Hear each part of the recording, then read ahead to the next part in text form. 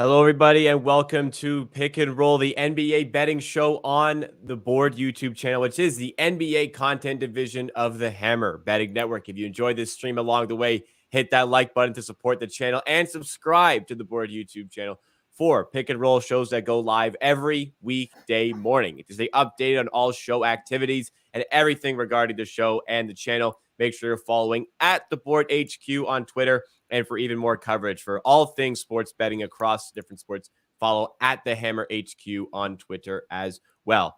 Yesterday, there was one official play on the show. Unfortunately, it was a losing play. We're going to recap it here, and we're going to get you guys ready for the 4 official plays that we have for today. So, pulling it up, unfortunately, JV does not come through for the second game in a row.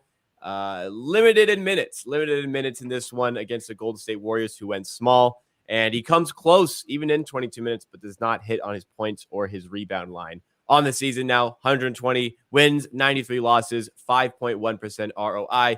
Pips, from watching this game, what did you make of it? You said it great. That's why betting at this time, don't know the lineups. When the lineups came out, I said to Javan, that's usually watching the show, Yeah, like, we are screwed here. Like, he needs to cover me in small minutes. Golden State started Kevin Looney for so many games. And tonight against Jonas Valanciunas, they went small with Draymond Green at 5. And when I saw that, I was just said like, oh, Jonas will be played off the court, and that's exactly what happened. If Jonas got at least like 26 minutes, I'm confident he clears this. So he getting his numbers in only 22 minutes, while I expected 10 more minutes. Yeah, he was greatly on pace to cover. And yeah, there is nothing to do. Like if they start Kevin Looney, he's covering this. They decided to go small in this game, and there is no way Jonas can defend dribble handoffs Draymond Green with Steph Curry and Klay Thompson. So they needed to go small and needed to play Larry Nance because he's better at the level of the screen, better on switching on everything. So yeah, unfortunate. Could maybe see it happening, but you can guess the change of lineup because of the matchup. This is usually happening in the playoffs, not in the regular season, but this is now with the so much importance of seeding. Yeah, Golden State adjusted, and nothing can do there. Yeah, unfortunate. We've been talking about how well JV's been playing and how he's been a catalyst of the Pelicans playing so well lately. So I guess it was just the Warriors making that adjustment for that specific reason. They wanted to get JV off the floor. They found it, I guess, successful there because the Warriors won this game. So big game for the Warriors. Unfortunate for our bet, but let's hope to make it up today. There are 4 official plays coming for you guys. We're going to reveal all 4 right now. The show goes like 20, 30 minutes here. We cannot guarantee or promise these will be still available at the end of show. We can promise you that when we give them out right now, they are available. I just double checked them all. So make sure you get them in early. I'll go through all of them. Then there'll be a banner at the bottom of the screen that'll show you all of the picks so you can make sure you lock them in. But without further ado, 4 official plays for you guys today on this very, very loaded slate. First of all, in the Rockets at the Nets, of course. If the Rockets are playing, we're going to be betting against them, and we're going with Mikal Bridges to go over his line. There was a question in the comment if maybe we'd see a Dinwiddie over, but no, it's going to be a Mikal Bridges over 26.5 points for minus 110 odds at BetMGM. There are other books potentially available. There are other books around. You can also get this line at, but for the show, we're going with BetMGM. Second play, go into a same game parlay here. We're going to take Devin Booker once again. This time we're going to go over 25. We're going to go 25 plus points for him on the milestone line. And Karl Anthony Towns odds at DraftKings. And to remind you guys, there's 2 different player prop sections on DraftKings, so you have to check the second one for both of these players.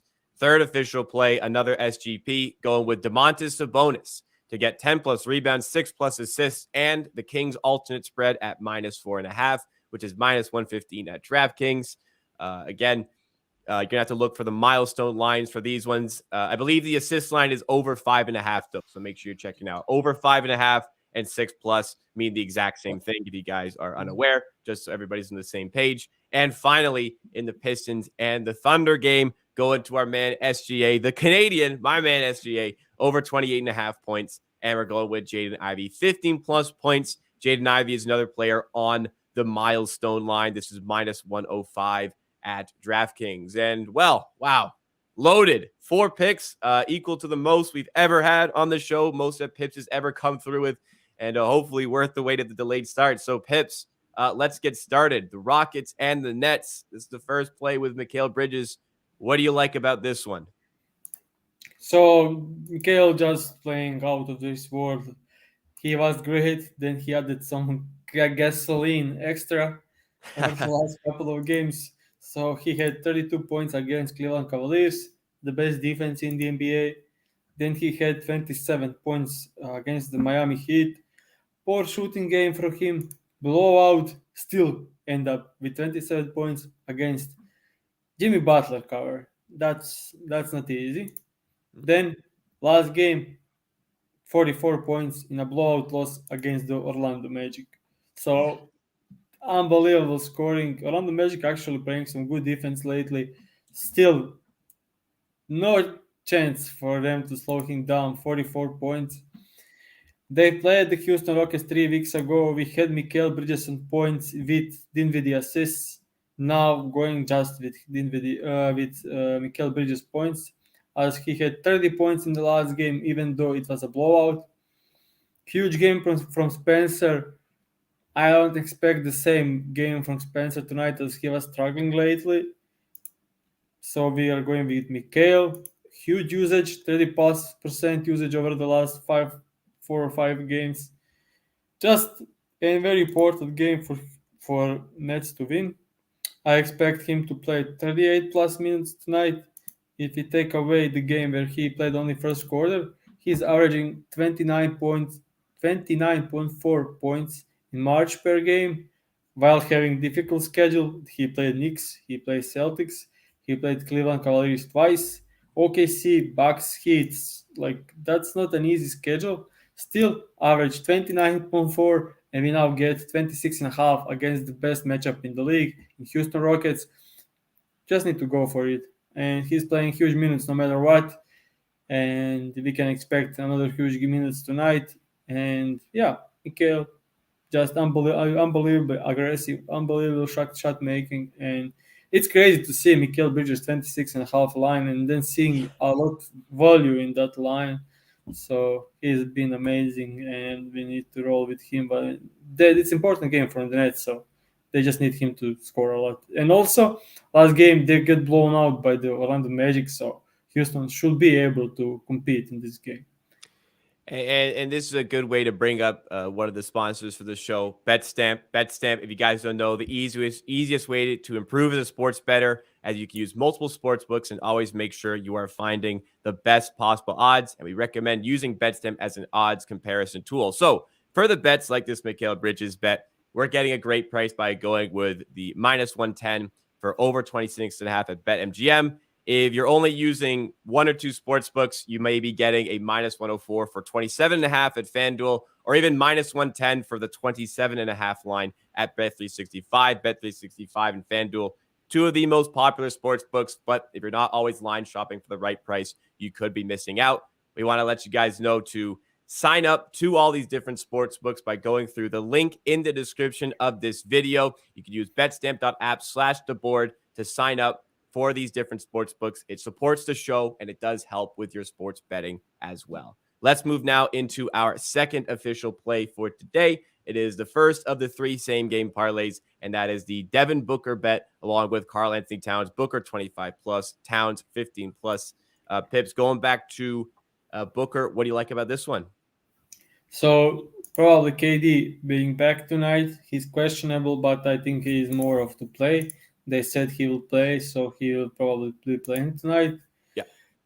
KD being on the floor opened up the game for Booker. Defense focused way more on KD instead of Devin Booker.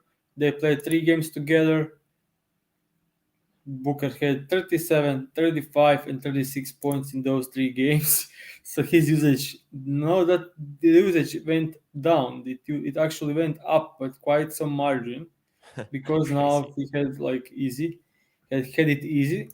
And the second thing, he's an elite mid-range shooter going at the drop coverage of Minnesota Timberwolves. So against Gobert, he should be able to have wide open mid-range. Also, I expect Jalen McDaniels to be on KD. So Booker is probably getting matchups with Anthony Edwards, and I wouldn't be surprised if he gets like Prince and a bit of slow mo. So I think all of these are positive against drop coverage. They are some good defensive players, but not point of attack defense, and that's the way they need to defend Booker in this game. He's also coming off the screens and just shooting from a wide open mid range with McDaniels being on KD. That's probably it about Booker. Should get to the line. Easy matchup for Devin tonight. Yep. Yep. The second part of this bet is Towns. I expect Towns to be at full minutes tonight, so 32 to 34 minutes. He played 32 minutes in the second game back against the Golden State Warriors. In the two games back, he was way more aggressive than during the season. 30% usage in game average in the last two, while he had under 25 usage percentage on the season. So he is hungry. He came back and he wants to just provide scoring for this team. He is very aggressive. He's attacking the rim. He's shooting threes. First two game back, he made six threes, shot 50%. So his shooting is good. I think he was a bit rusty on drives and layups in the first two games. I think that's now off. Third game back should be in a good spot. So the thing is, I don't know how they can guard him. Probably KD, and KD, while being a good defender this season, I don't think he has size to defend Towns with strength, especially in post ups. I think he will get him deep inside.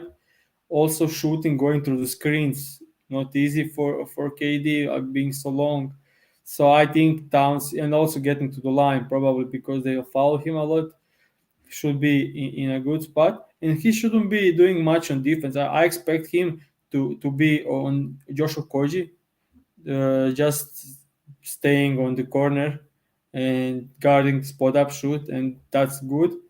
He won't probably get into foul trouble, and also he'll play in the way I love him to play. Like, I don't love to see Towns being 12 minutes on the floor in the first quarter. I like this, like playing 6 minutes, then going to with 6 minutes with the bench unit, then closing again the half and the game. So I love the staggering for now, and I love him going with when there is Landale at 5 for Phoenix. He should be able to get great in that matchup, great side. So yeah, I think Towns with 28 or more minutes, Love the last two seasons covered this line in over 90% of the games, and with him being back to usual minutes, he will smash this line easily. I find it really interesting for Booker that, with Kevin Durant coming back, it almost like helps his game. Obviously, touches maybe you'd think it'd be more scarce, but he gets plenty because there's such a focus on Kevin Durant. And we saw it, Booker, even with like when we had this 30 plus line, he's getting doubled all game, but still fought through and still managed to cover the line. So Booker's just that superstar sort of player. So let's move into the third official play now.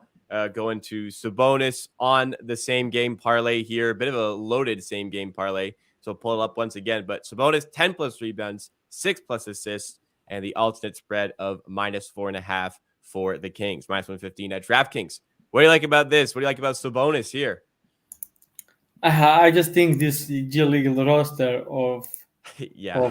of Portland won't be able to compete in this game, even though Kings defense is poor, but still. So first of all, Portland is Trailblazers lost by 28 from Bulls without DeMar DeRozan, then lost by 34 against the Pelicans. And the only game they kept it close was against the Thunders that underestimated them, and just Shaden Sharp had an amazing game. And yeah, so I think I watched the game against the Pelicans. It was like watching it's like Pelicans playing some G League team and just not even trying that hard and still winning by 30. Kings have the best offense ever, so I think against this kind of defense of Portland, they could score 150 points, and there is no way this team can. I mean, if they score 130, I don't think this Portland team can score more than 110, and it should be like easy win for the Kings. Um, they played a couple of weeks back against the Kings, and Sabonis had Eubanks at the 5 again matchup, and Sabonis ended up with 17 rebounds and 10 assists in 30 minutes in a blowout. So even when it was a game where, yeah, it was a game where Butler was out, everyone was out, and Portland was playing Reddish, Arcidiacono, Lasir Little, Taibul, Eubanks lineup, similar lineup that we'll see tonight. And Kings won by 17, blowout win, and Sabonis played 31 minutes, ended up with 17 rebounds, 10 assists, easily covering. Every one of the starters playing under 25 minutes. Kevin Huerter, Fox, Keegan Murray, and Harrison Barnes played under 25 minutes, still crushed the line. And yeah, we saw Valanciunas. We had Valanciunas over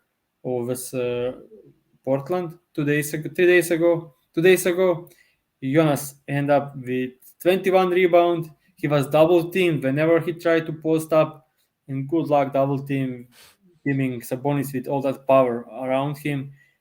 I am pretty confident Sabonis can cover all this in the first half, but surely in the 3 quarters.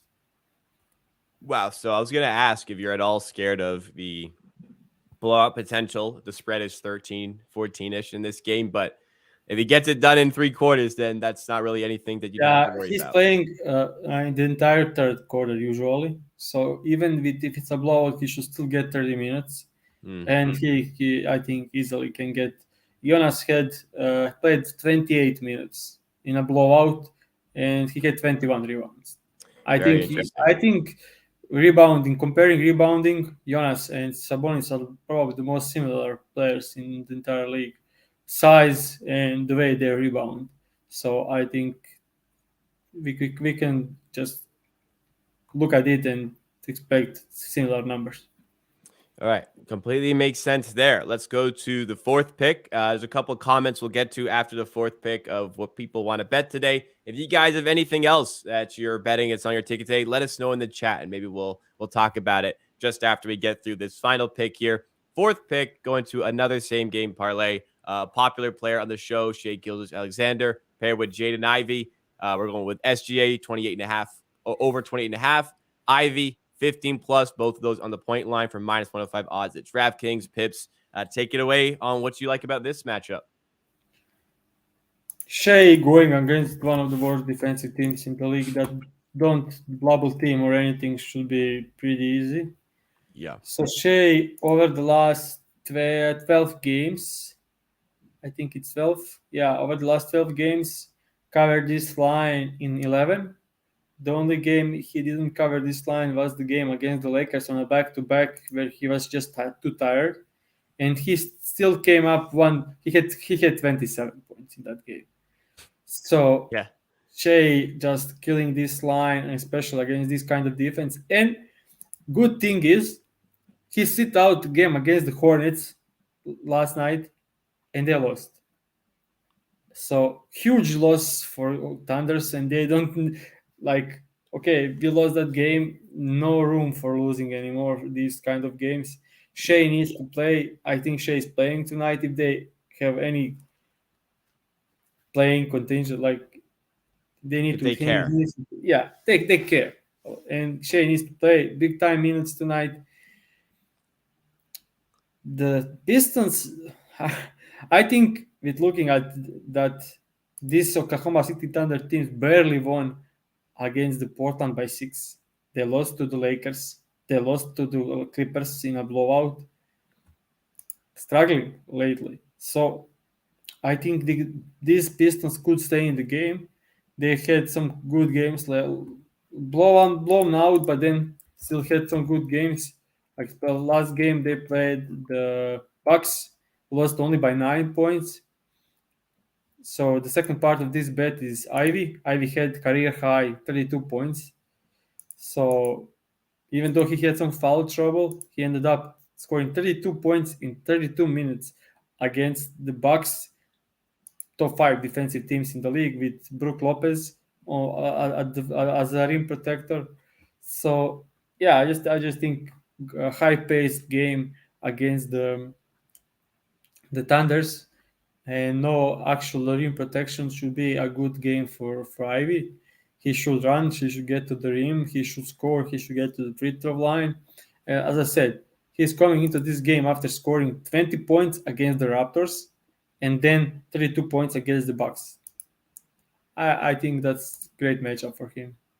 Yeah, and the Thunder, you mentioned yesterday they lost to the Charlotte Hornets. Not only did they lose, the Thunder actually scored 134 and lost. They gave up 44 points in the fourth quarter alone to, And again, the Charlotte Hornets, who maybe the Hornets are starting to catch fire a little bit, beating Dallas back-to-back, beating the Thunder so here. I'll But just say one thing. Hornets are probably the worst team in the league. And they were without Terry Rozier, Kelly Oubre, Gordon Hayward, Mark Williams, and Dennis Smith Jr. did Like, LaMelo Ball play?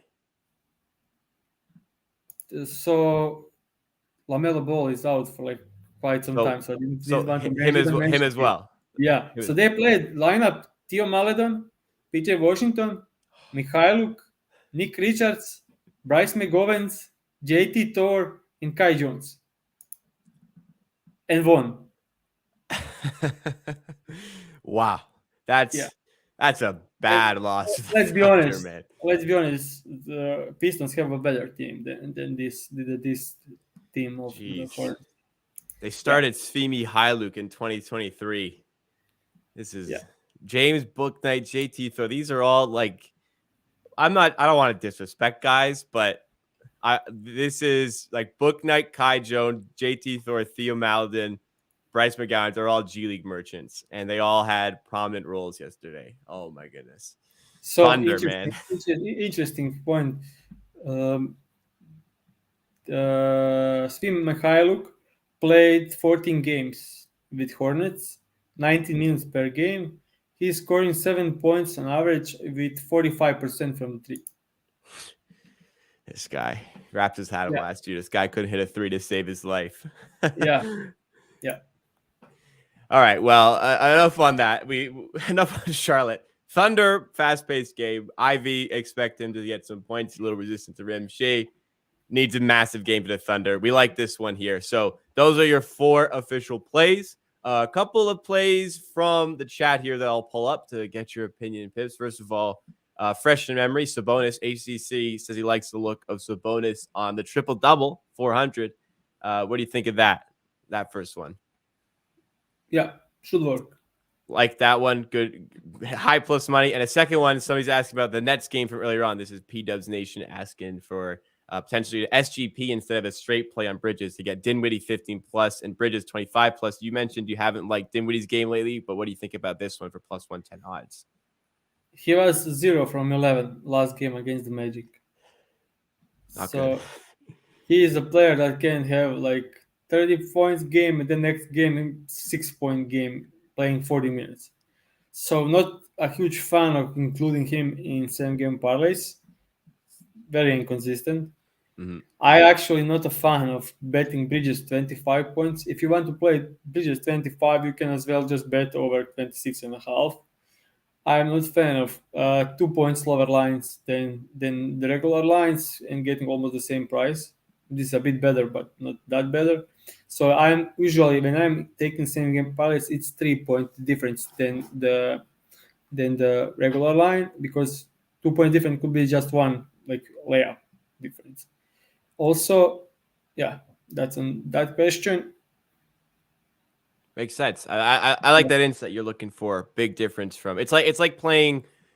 I don't. It's like playing a teaser for NFL teasers. I guess this may not resonate with you as well, but you want to go through the key numbers involved. So you want to go through like a 1 point to a 1 point spread to like a 7 point spread. So you're going through the key numbers of 3 and 7, or like a 1.5 to 7, because there's higher value. You get the same price for moving that amount of points, but those numbers are more significant. So let's say for Gary Harris, we talked about him last week. A yeah, 9.5 and an 8.5 line is so different because he never shoots twos.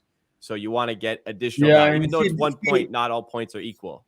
and for a fact he ended up scoring three threes and Yeah, exactly and 9 points, he and scores. I won at 9.5, and everyone that bet 8.5 lost. So that's huge. And he did not attempt a two as well, Yeah, as you said he has been yeah. typical to do. So I think that's some pretty good insight. We'll get to one more comment here. I don't know if you have a favorite matchup. We try to do some matchup stuff, but it's hard to do. But if you had to pick a favorite for today, do you have a favorite matchup? Because you do very much like the slate. It seems what we've Uh, for. Fair matchup probably Clippers and Memphis, and also Wolves and Phoenix Suns. Not Um, not in any kind of specific schemes. The thing is, Memphis don't double. They only do single cover entire season. The only thing they doubled was Shengun last time we played him. That's the first time I saw double teams from Memphis the entire season, which was kind of weird. Not double teaming Nikola Jokic, but double teaming Alperen Shengun. Şengün. Yeah, so that was weird, but yeah, we should see Kawhi Leonard single cover against Dylan Brooks. Difficult matchup for Kawhi Leonard, as Brooks same size, strength, and can do quite of the All right. one-on-one defense is one of the best in the league. On the other side, I don't know what kind of defense we'll see from the Clippers, but I expect mostly drop coverage with Subat and Plumlee. They could play some Batum at 5, but no, I don't know. Maybe when Jalen Jackson is playing at 5 too as well. So it will be a kind of you adjust, we adjust, you throw some lineup, we throw some lineup back. It will be very interesting matchup, tight spread, expecting a close game. And yeah, finally, Tyloo said he'll drop Marcus Morris, and great for this, great for the Clippers.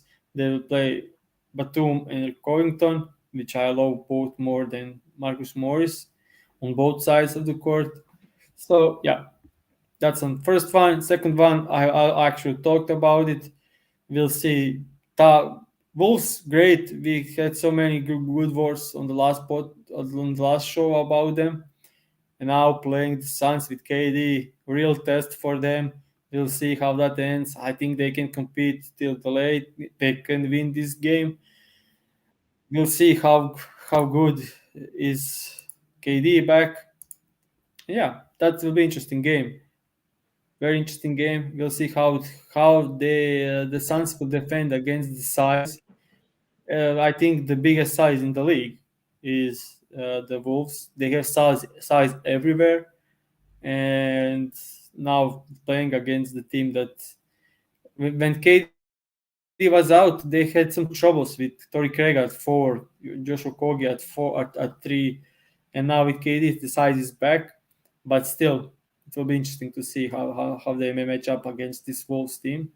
This could also be one of the potential, maybe not first round pick matchups, because I don't think Wolves can get the 6th spot, but who knows? They could. They've been playing well. But one of the teams you mentioned with the Memphis Grizzlies, we want to touch on them a little bit further here. Maybe briefly. We've gone on quite a bit here. But the Memphis Grizzlies seem to be catching fire at the right time. They've won 7 games in a row. I'll read through the 7 teams they've beaten because it's not as impressive. But you look at 7 games in a row is still impressive. But they beat the Spurs, the Warriors at home, so the Warriors away stink. The Mavericks, who are good, but Mavericks in a bit of turmoil. Rockets twice, no offense, Pips, should be wins. They beat the Hawks away, so that was an impressive win. And then most recently, they beat the Magic at home. So some decent wins in there. Also, the Mavericks were without Luka Doncic. Right. So not the most impressive of 7-game win streaks, but a 7-game win streak nonetheless at this point in the season. Maybe catching fire at the right time before the playoffs. Do you think most games won without Ja Morant also?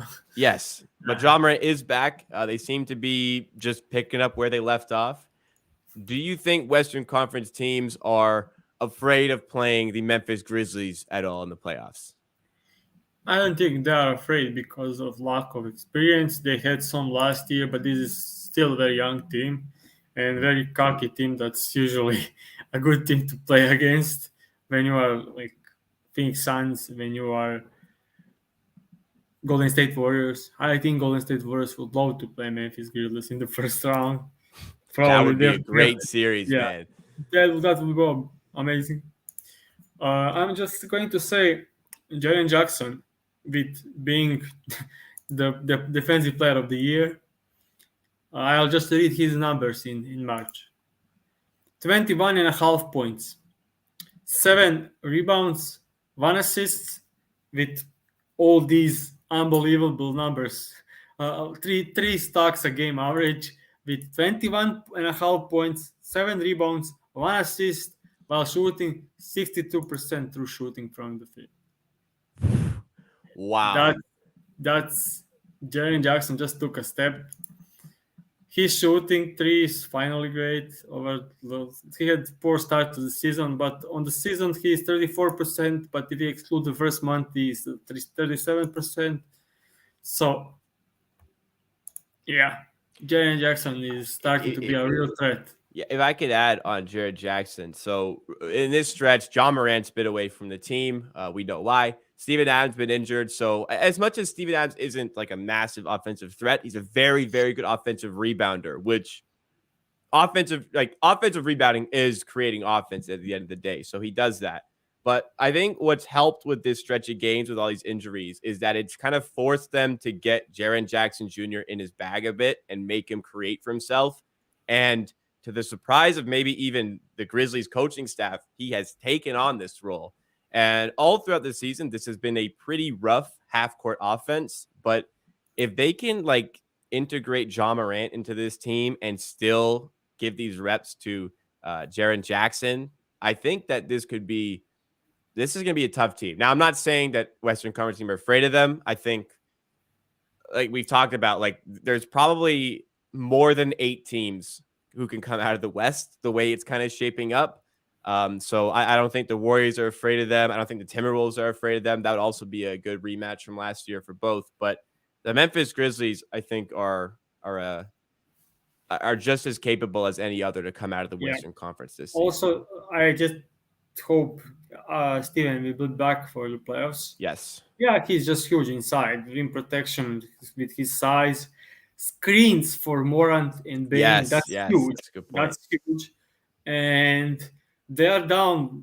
Zaire Williams didn't play almost the entire season, and he's unbelievable talent. I'm a huge fan of him. And they lost Brandon Clark during the season, probably one of the best backups. That's a big deal. People don't.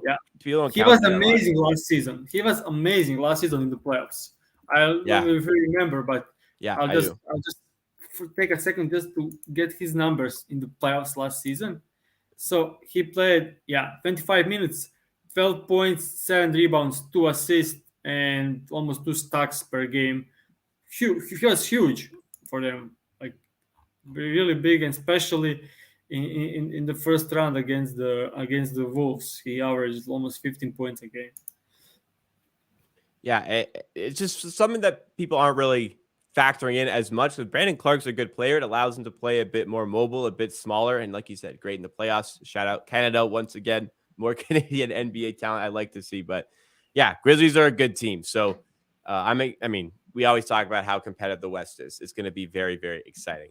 I think that is good for today's show. Want to remind you guys, you need additional picks, free picks for your day. You can always catch the Edge Work Show, which is the NHL content division to Hammer Betting Network. The Edge Work YouTube channel goes live at 10:30 a.m. Eastern time, so 50 minutes before this show. So, hey, if your morning's free, catch some of them. They've been winning a lot this season as well. But for the NBA stuff, keep it locked with the Board YouTube channel. Let's recap the picks from today. 4 official picks, so bear with me here. We have Mikal Bridges over 26.5 points for minus 110 odds at BetMGM against the Rockets. Second play is the same game parlay in the Suns and Timberwolves games. Booker, 25 plus points. Towns, 15 plus points for minus 120 odds at DraftKings. Third official play, Sabonis, 10 plus rebounds, 6 plus assists, and the Kings alternate spread of minus 4.5 against the Blazers for minus 115 odds. And finally, in the Pistons Thunder game, hoping for a high-paced game here, Shai Gilgeous-Alexander over 28 points, paired with Jaden Ivey, 15 plus points for minus 105 odds once again at DraftKings. Thank you guys so much. Drop a like if you enjoyed. Subscribe to the YouTube channel for shows that go live every weekday morning here. We're going to keep it locked for the rest of the regular season. We're going to have more stuff coming in the playoffs and also great content in the offseason on the Board YouTube channel. Get involved today. Help us on the road to 2,000 subs. Me and Pips will be back here tomorrow for more pick and roll. We'll see you then.